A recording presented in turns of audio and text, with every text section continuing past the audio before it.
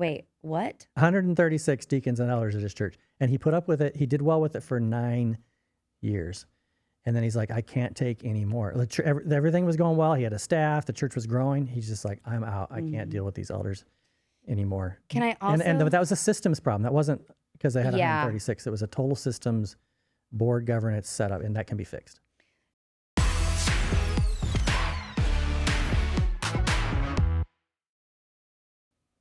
Welcome to episode 9 of season 2 of the Leading Smart podcast, all about 40 lessons in 40 years with Tim Stevens, ladies and gentlemen, and me, Holly Tate.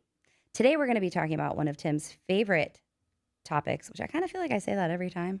But this one I really mean, and that is board governance. It is. Someone the other day said, I think that's your sweet spot. And I said, it's kind of a dysfunctional sweet spot. I actually like going into the mess that sometimes is true about church boards. Yes, I think you are unique in that way of getting in there with a dysfunctional board and helping make them healthy. Yeah. Which is great. Which we need that because we're going to dive in on this episode of the dysfunction that happens when we don't prioritize that. So in the ebook, 40 Lessons in 40 Years, which you can grab at leadingsmart.com, number 10, the 10th lesson is the board needs to be aligned, not just informed. Governance isn't just paperwork, it's culture. When the board and staff are aligned, everything moves faster, which is awesome because boards tend to not move fast. So I would want to start first with what do we mean when we say church board? Because there's a lot of different polities and governance structures out there. So when you say church board, what do you mean? Yeah. And so, we work with all kinds of churches. And so for you, it might be called the church board. It might be called the elder board. Might be called the consistory, the vestry. The church I was at in Granger, we called it the administrative council. Might be overseers. It might be the session. Whatever it is for you. We're talking about every nonprofit in the United States, and I think in a lot of countries, is required to have a board. Mm-hmm. And so we're talking about typically it's lay leaders. Sometimes it's a mix of lay leaders and staff. Sometimes it's all staff, but more often than not, we see it being lay leaders in the church who are kind of at the top. They're the ones kind of responsible to the government, responsible for the fiduciary responsibilities of the church. Kind of the buck stops there with that group. Yeah. And you have identified 7 shifts, which of course I always troll you with this. We're talking about 40 lessons in 40 years, and now he's introducing 7 more points about the shifts that church boards go through as a church grows, which I think is critical to not just like set it and forget it, but this is something that you should go back and look at on a regular basis. So walk us through these shifts that boards should go through as the church grows.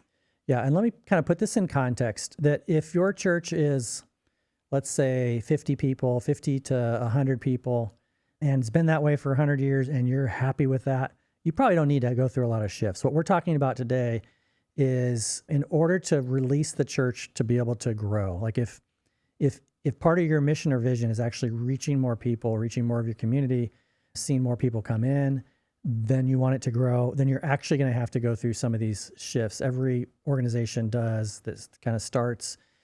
Then when it gets to a certain point, and that certain point could be a couple hundred, certain point could be 600 or 800. A lot of it just depends contextually, and we can help you figure that out. But there's 7 shifts. First one would be from representative to qualified individuals. And that sounds a little demeaning, like the first group isn't qualified. They're qualified in different ways, but often with a small church, board members are there to represent. We see this in a lot of churches, like, hey, we need someone, we need the head of the women's ministry, the head of the men's ministry, the head of the choir, and so we have these specific positions, and that makes up the board. It's very representative, kind of like our federal government or Congress. You're representing your people in order to make decisions. And this happens usually with super small very small churches, or churches that have been just around forever. Often operate that way. A larger church, or a church that wants to be structured so that they can grow, is going to have to begin to pick people based on biblical or spiritual maturity, their ability to actually lead and make good decisions, their organizational wisdom. It's not so much constituency anymore. So the shift is from popularity to competency. Mm-hmm. How do you identify the competencies that need to be a part of the board? I think it depends on what's missing. So it might be we need a couple people on the board with some theological depth so that they can kind of just protect theology of the church. Sometimes it's like we need a couple people on the board with some financial acumen because they're actually going to be looking at financial reports and audits and things like that. So it just kind of depends. But you're looking at people, if you're going to free the church up for growth, you're looking for people that have the ability to have like a really bird's eye view, and they understand what it takes to run a large and or growing organization. Like big numbers don't scare them. Yeah, that's a good way to put it. That makes sense. Okay, what's the second shift? Second, from doers to overseers. So often a small church and often small nonprofits that we work with as well, everyone on the board is hands-on. They're all kind of, they're the board, but they're also kind of doing the ministry. In a church, small church, or maybe a long-established church, maybe you don't have a student pastor yet. Your board members may be running student ministry. They may be overseeing the maintenance of the building. They may be actually doing the finances of the books, things like that. As you grow, or if you want to free yourself up to grow, you got to fill these with either capable, qualified ministry teams or eventually staff. And then the board's job is to ensure that they stay healthy and that they stay on mission, but they're not actually carrying the weight of that work. And so the shift is going from less doing to more discerning and leading.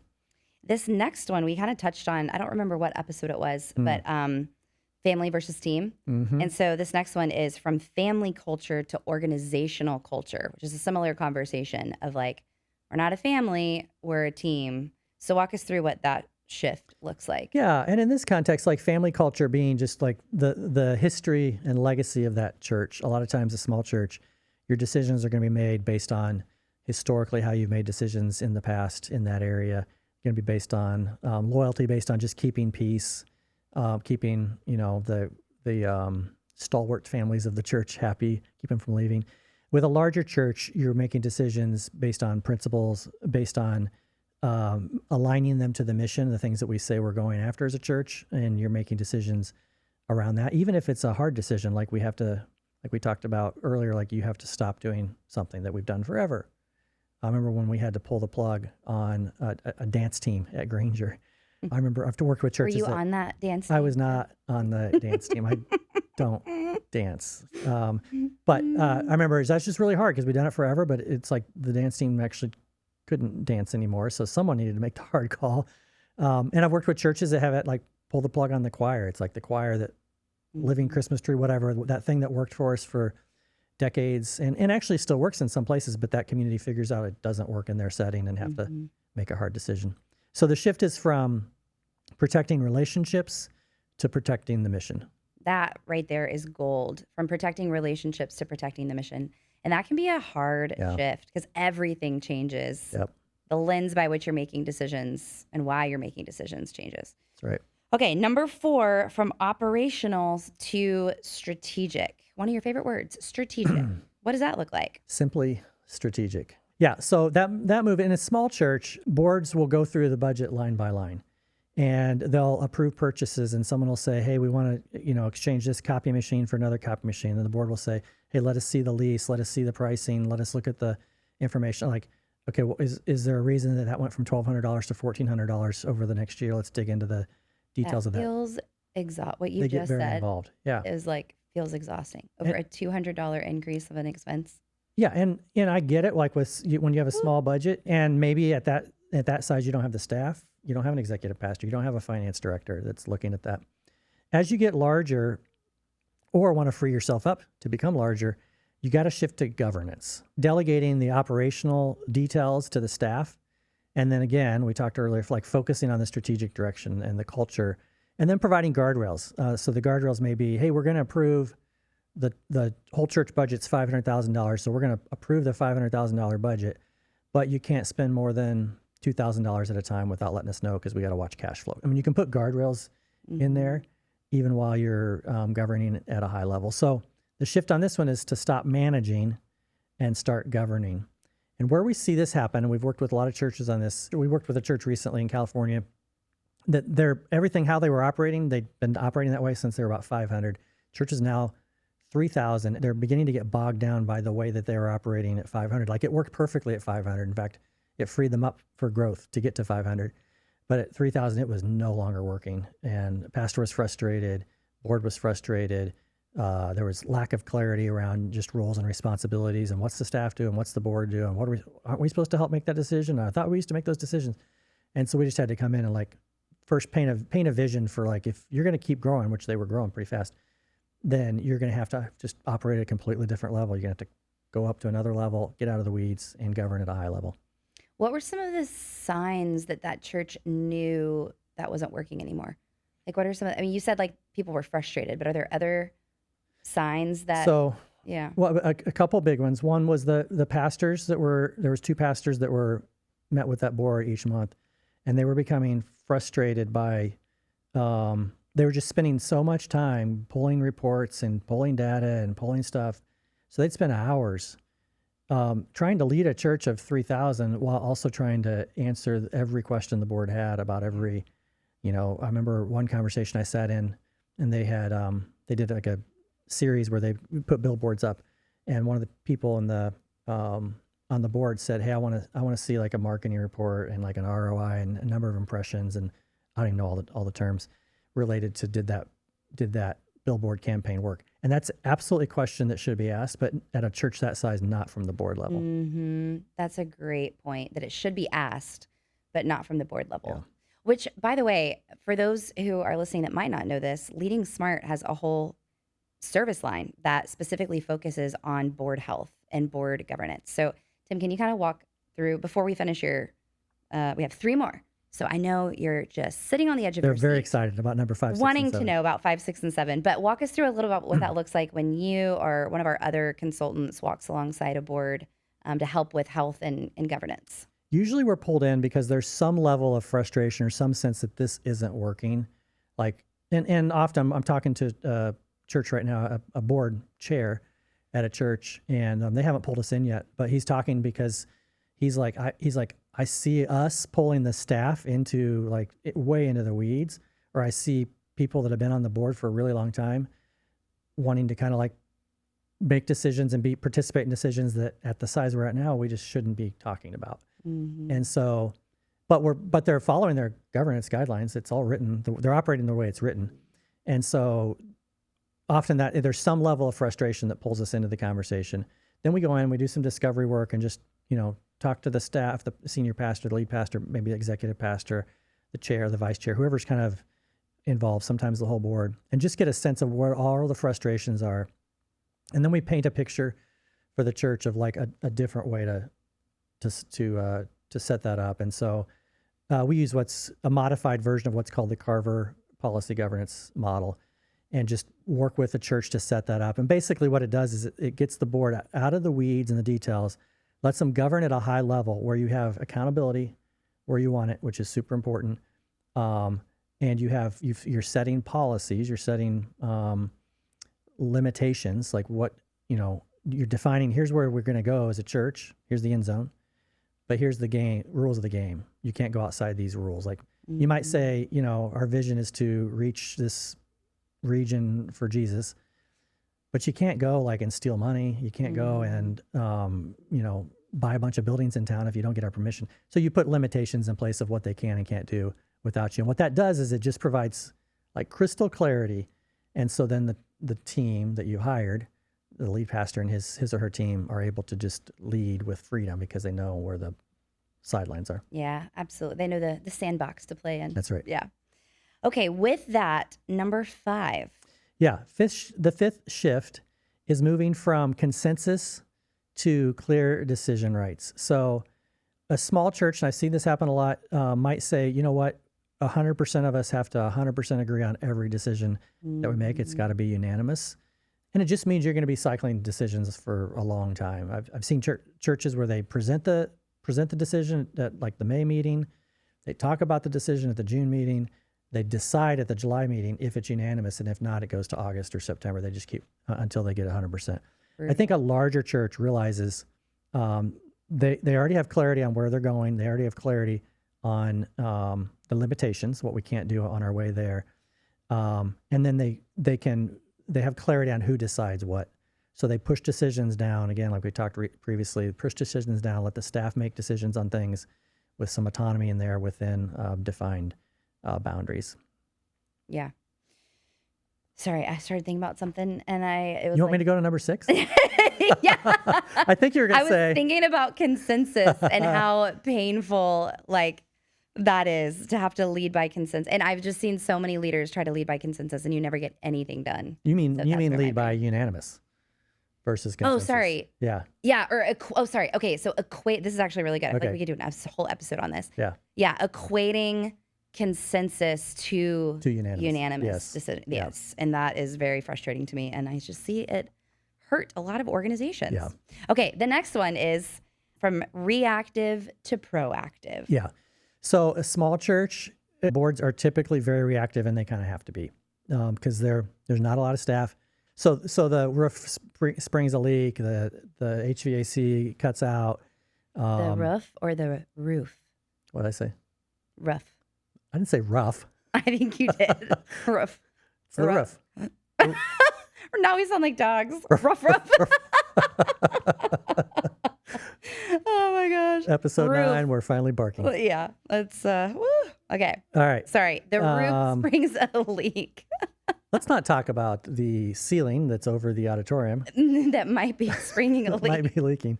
And it could be, budget, whatever. It's very reactive. A larger church, the board needs to get proactive.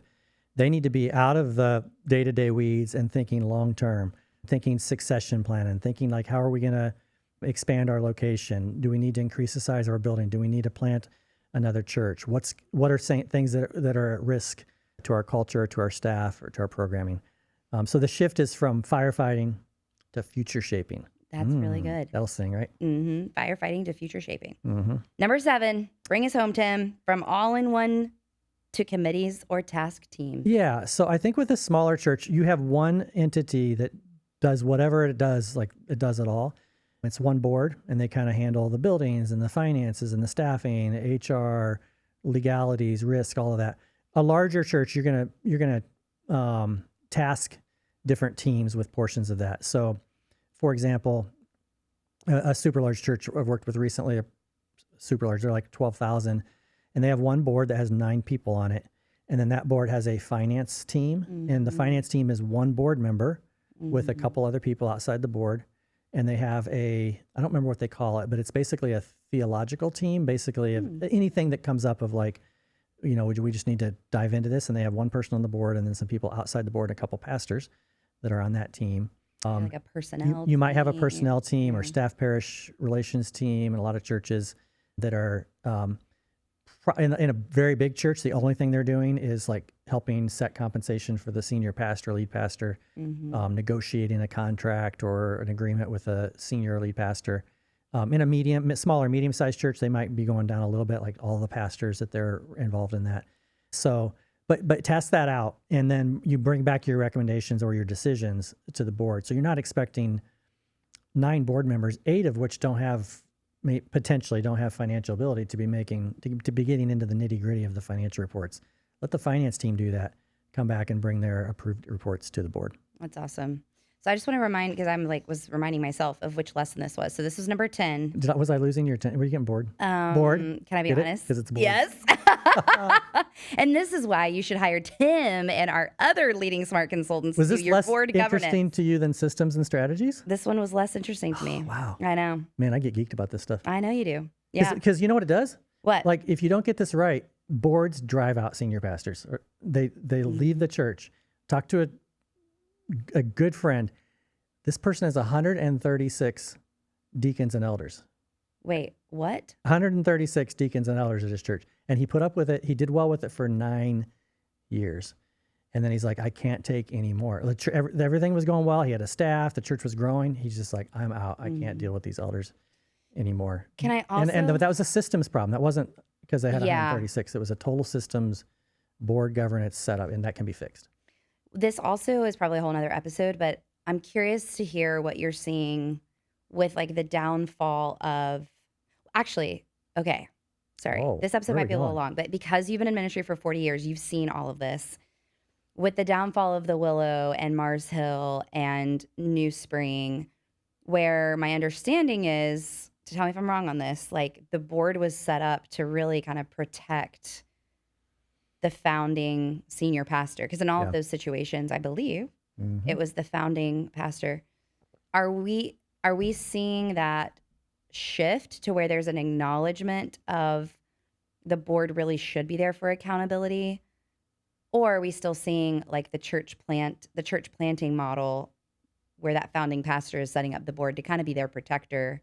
Because what you just said, the reason why this struck to me was because what you just said of like, the reason I'm passionate about this is because boards can run out senior pastors. But I also think if the board senior pastor relationship like will run off congregants and members and church staff teams because they feel like the senior pastor is not being held accountable. Yeah. Does that make sense? No, it makes a lot of sense. And a lot of the work we do is shifting, and then this maybe is a number 8, but shifting from a founder's board to a sustained board, a board that's going to sustain through multiple iterations of leadership over future generations. A founder's board is very specific, and there's a lot of similarities to this. We should probably unpack this sometime, but a lot of similarities. Like a church planter, almost by definition, plants a church because they don't necessarily like following, or they don't, they're in sometimes I'm being overgeneralizing, but sometimes it's the confines of the structure of what they came out of. They just want to get away from, and they want more freedom. Yep. So they start a church because they're entrepreneurial and they're independent, and they set up a board because they have to. Sometimes they want to, but a lot of times it's like, I have to legally. So I'm going to pick 3 of my buddies and they're going to be my board. And so a founder's board is very different from like 10, 15, 30 years later when that person's ready to retire, assuming they make it and don't flame out. They're probably going to bring us in and say, hey, I need to change this. This is not going to work for my 28-year-old youth pastor who's going to become the senior pastor. He needs something different than what I had. And so, there's nothing, I shouldn't say there's nothing wrong. Some of those boards, there's nothing wrong with, but they don't necessarily, just because you have 3 people on a website that are your overseers doesn't mean you have a board that's a board of accountability. Yes. And I agree with, like, I think some churches are set up so the board thinks they have too much power and control over the lead pastor, and then that's going to stifle him or her and the growth. So accountability can be a scary word, but I do think there's appropriate accountability that protects the institution, and then there's overbearing accountability that stifles the growth. 100%. Awesome. Okay, so this was lesson 10. The board needs to be aligned, not just informed. That's like a whole book you have there, Tim, just so you know. Good stuff. Yeah. We've talked about maybe doing an entire season. But we'll have to do it at like a coffee shop where I can. I was gonna say, looking at your eyes, but I don't know. Do I need a different co-host for that season? I don't remember what point that was, but I did kind of almost fall asleep internally at like 0.5.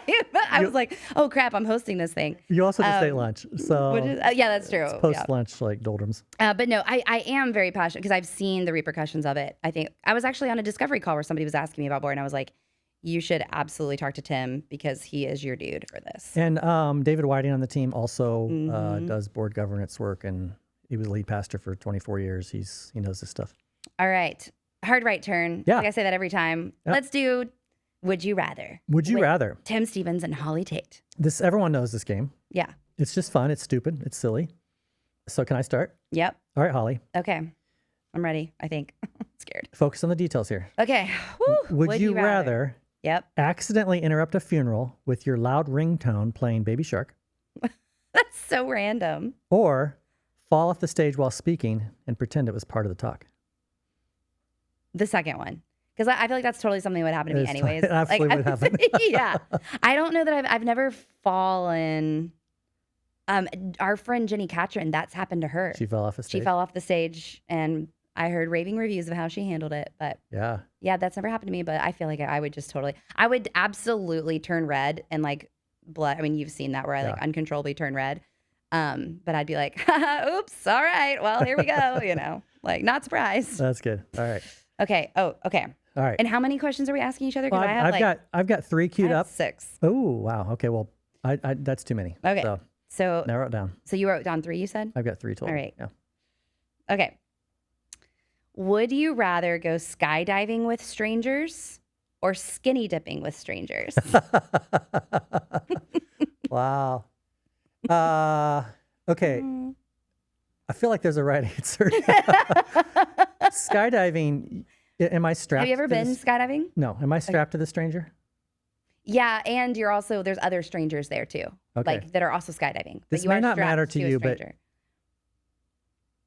am I in front of him or in back of him or her? You're in the front. I'm in the of front. him or her. Okay, and so they're strapped to my back. Most likely a man, because when you go, because I've been twice, I love it. Okay. And you have to fly tandem. That's what they call it, tandem. Yeah. The person has to be bigger than you, so like it's probably most likely that you're gonna have a dude that you're on the front of. So it's a close call for me because I would only skinny dip with strangers. I wouldn't skinny dip with friends. Oh, that's interesting. So, I mean, unless it was my wife, she's my friend. I'd skinny dip with her all day, every day. But okay, I got lost track. So I'm going to say skydiving. Skydiving with strangers. Yeah. Okay. I like it. Well, you should go. I've been twice. It's awesome. This one's going to be hard. I promise you. Okay. All right. This is going to be super hard. Would you rather... It's going to be about United or Southwest, probably. Nope. Okay. Would you rather deliver a keynote in front of 2,000 people that is guaranteed to get you new consulting work? Okay. Or have lunch with Seth Godin? Oh my gosh. That is really hard. Uh-huh. And for reference, she used to have like an 11:17 glossy picture of Seth Godin over her. I think it was bigger than the picture of your husband in your office. Well, or in front of it. That is a slightly inflated story. I inflate all my stories. But you got the sentiment right. I have these like photo cards, and yes, Seth is still in front of my husband in the order of the like photo cards. Okay. It's like me and Seth, and then me and Elliot. After that, and he knows. Elliot knows. 11:17 version, I think, is true. Okay, this is interesting. So I was trying to think, like, my initial thought was the first one, because I'm in a stage where I'm very financially motivated because I'm just starting my business, right? And so I'm like, well, of course I would want that one. But then the question is, would lunch with Seth Godin actually get me more revenue in the long term? Because I'm learning from him. Yeah. Oh, man. So it's like short-term or long-term thinking. Your decision. How many people are in the audience? 2,000. This is really hard. I would probably say the first one, because hopefully that would generate revenue and connections and stories that then would fuel me to be able to find a way to have lunch with him sometime in the future. That's good. Yeah. That seems like that was very logical thinking. Thank you. That means a lot coming from you. I'm proud of you. Thank you. Okay.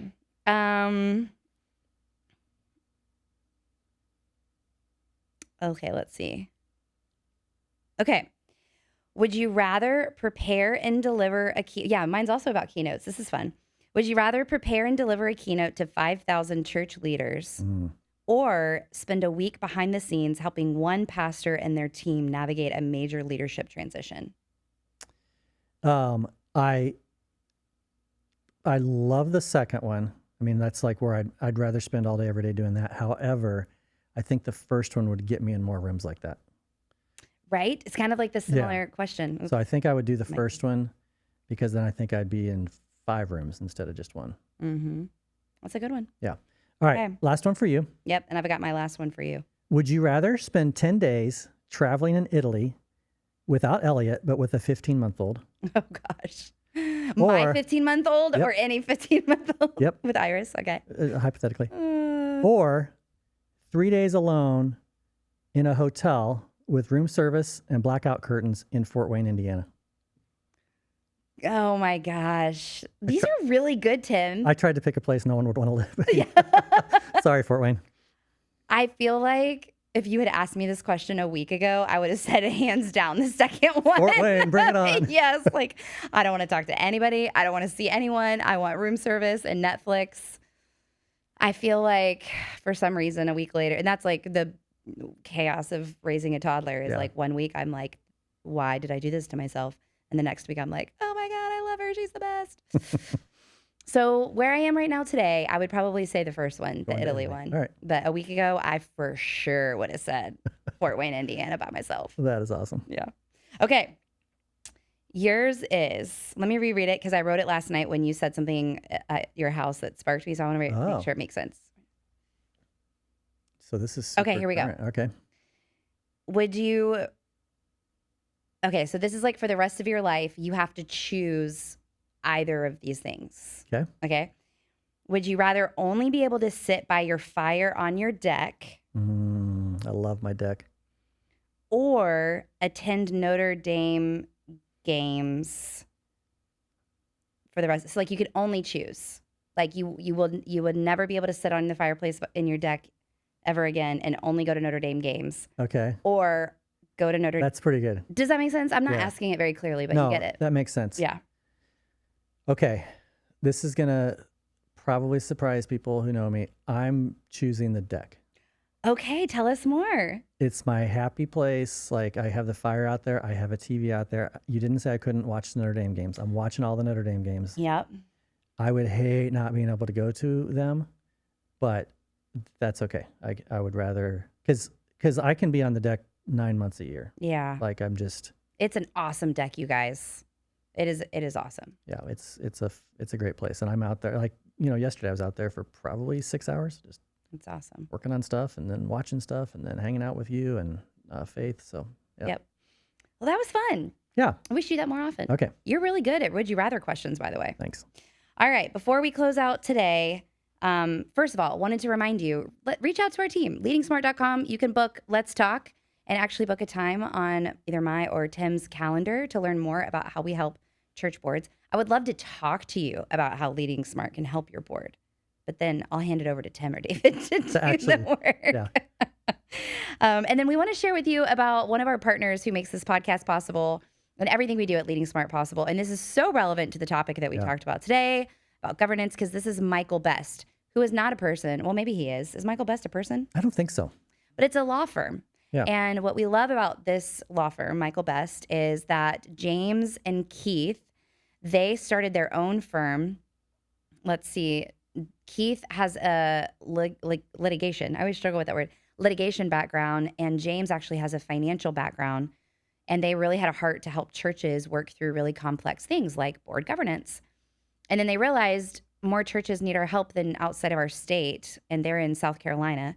So they realized if they went under Michael Best, which has nationwide support, they're licensed to work in almost every state, if not every state. A lot of countries. And now their team has grown to expand. One of your friends now works there as one of their lawyers. And they're just such good people and incredible help for complex situations like board governance and hiring and firing and finances and all of the things that you might need law help with. So anything you want to share about Michael Best? Yeah. So one thing, you explained it really well. I think that the value of this kind of faith-based church law firm that's kind of embedded in this massive law organization is that they can pull in experts on copyright or real estate or financial legalities or internet legality, whatever. They've got access to all of that on their team and can pull it in. You're going to have a hard time finding James and Keith through the Michael Best website. So just connect with us and we'll do an email introduction. Just send me an email, tim@leadingsmart.com, and then I'll introduce you to James Forrest and Keith Richards and Kelly Story. And it's a fantastic growing team. And so things like this on board governance, I'm not an attorney. So if I'm working with a church on board governance stuff and we got to change the bylaws or something, I'm going to pull in these guys and say, hey, can you do the legal part of this so that it's legit in the state that you are in? Absolutely. And then in our next episode, episode 10, this feels like a milestone, we're actually going to talk about key lessons that we haven't yet covered. So it's going to be jam-packed of featuring a lot of the other lessons of the 40 that we haven't yet gotten to. So we'll see you there.